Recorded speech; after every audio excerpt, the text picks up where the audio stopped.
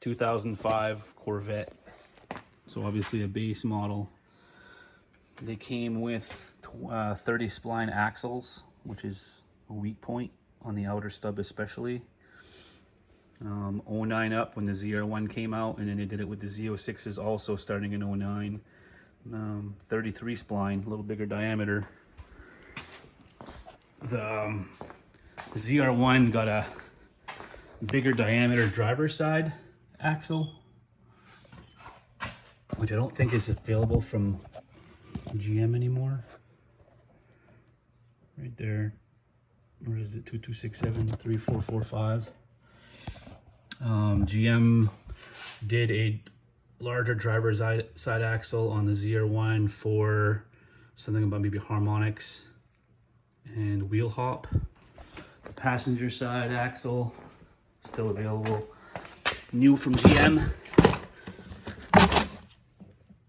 22873443. I believe on a Z06 or base cars, you can just run 2 of these passenger side axles, the 3443s. And then instead of putting Loctite on your axle nut, you can get these Nord locks, NL27SP. And we got some new Bowman axle nuts, 05107. On a new axle, I believe the newest torque is 170 foot-pounds. On a used axle, what did I say, 160 foot-pounds, sorry. New axle, 160 foot-pounds. Used axle, you're better off around 120, 125, I believe, because it's already been stretched. If you need axle seals, I don't need any, so I'm just going to keep them on the shelf. But the 09 up, so this here we broke the factory 30 spline axle from the 05 Vet.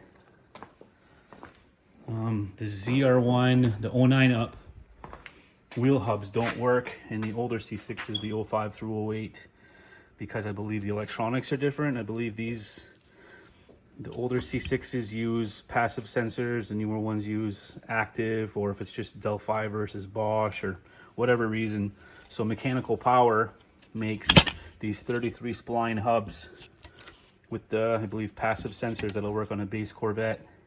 And it's got the thicker flanges so you don't get the piston knockback on your calipers when you road race.